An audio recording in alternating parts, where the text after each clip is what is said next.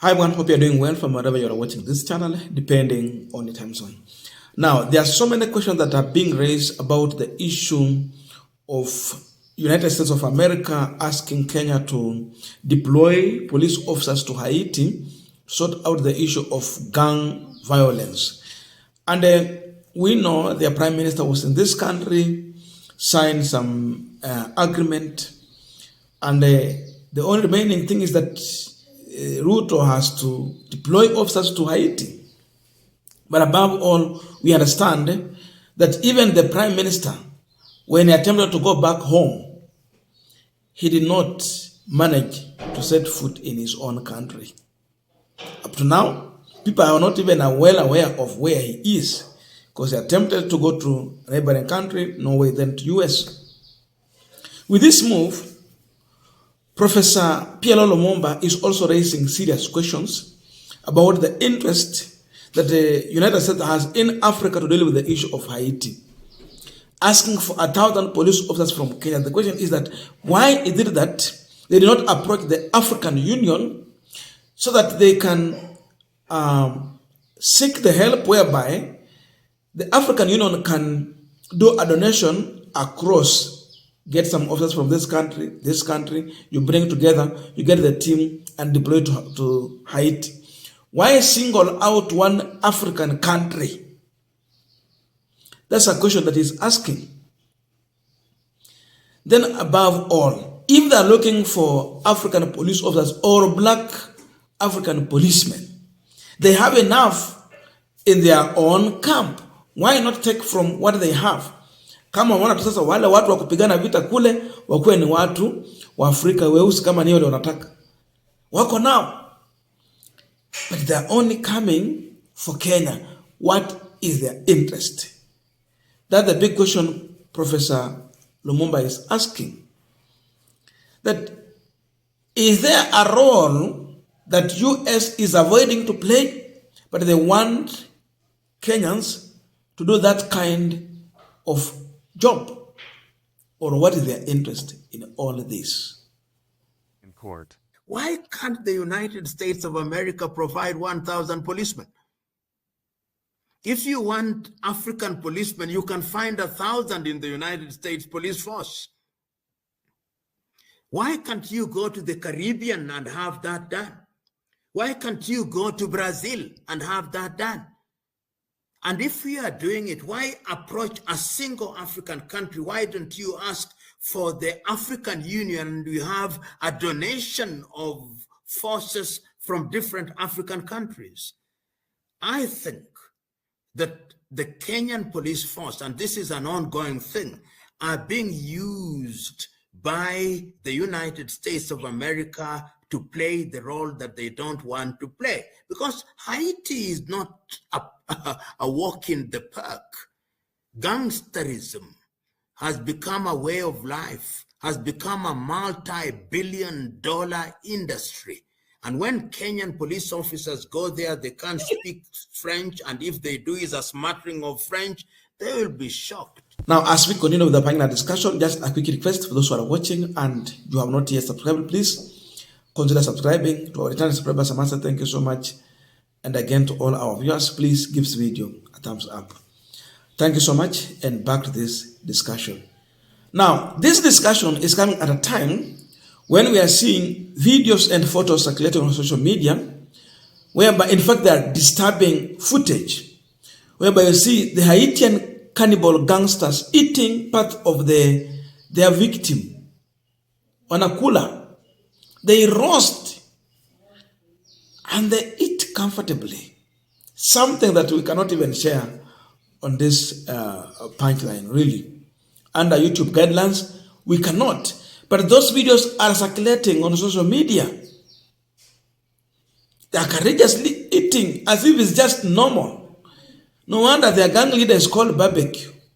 Now you understand where they derive the name barbecue. You kill your victims, roasted them on fire, and you dish on them. That's what is happening.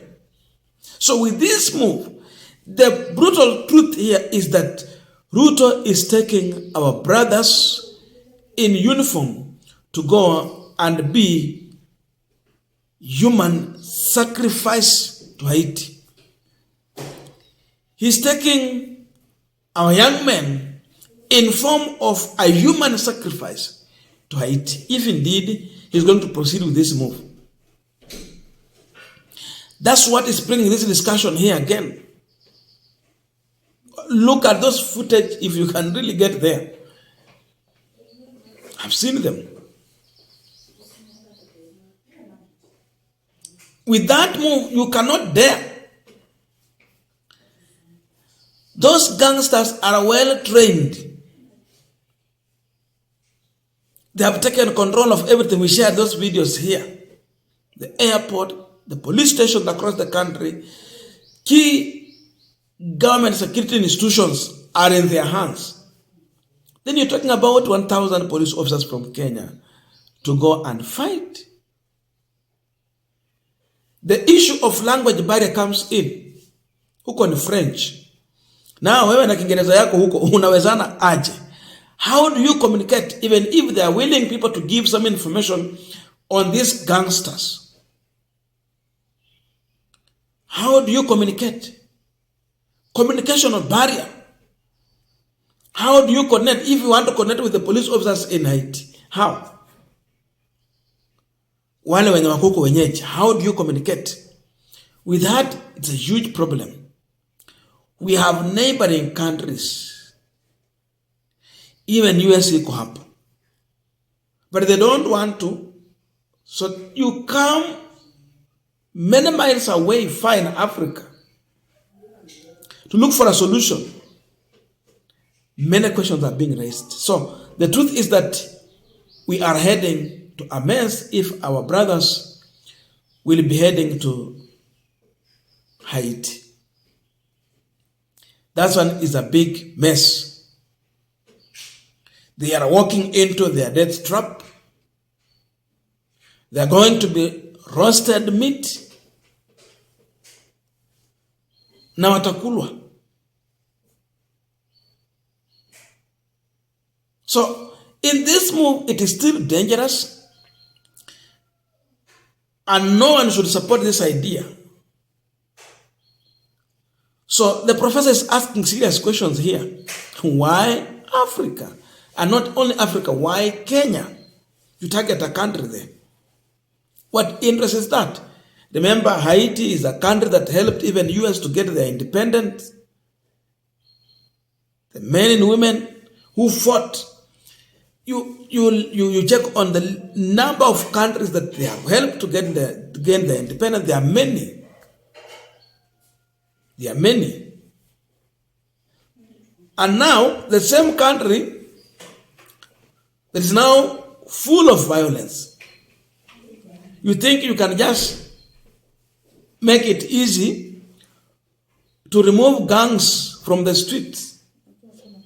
It's very hard. It's not a walk in the park like how people would think and take it. What is their interest? Kwani wanataka watumie Kenyan police as guinea pigs to go and test the situation, to test how deeper is the water. Are we being used as an experimental to the situation in Haiti? This is one of the ones that should never even happen. I'll tell you, you look at those videos, so disturbing. These are people who have nothing to lose. They don't care. Now, after the prime minister, the most powerful person here is the gangster leader, Babik. So imagine, after him, the gangster. And even he has been overpowered and threatened never to go back home. So the gang leader is the most powerful than any other individual in that country. 80% of the area in the control of gangsters. So what is the interest of US in using Kenyan policemen in Haiti? Why are they not deploying their own officers? They have well-equipped, firearms.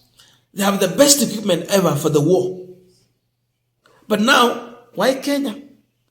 And why this leadership is in a hurry of sending our men and women in uniform to Haiti? They're signing these things very quickly. They're in a hurry. What is the reason behind that? Those are the questions. Yani unakosa paka majibu. Lakini ukiangalia unaona kweli hii ni hatari kubwa. Hatari kubwa. So I don't know how our police officers feel really when they see such kind of videos. Are they ready for this? That's the question. I'm sure if you ask them, no one is willing to go into this direction, but they are being forced to go into this direction. Sababu walichukua kiapo cha kazi.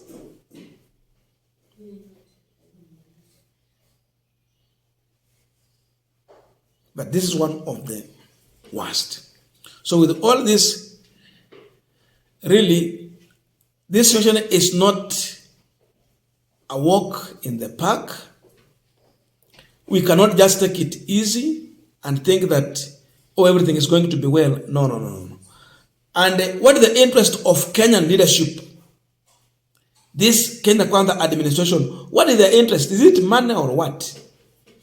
What is their biggest interest? Are they paying back the man who made them president or get to power? Is it a way of paying back or what is it? That you focus one country in Africa. So many questions without answers.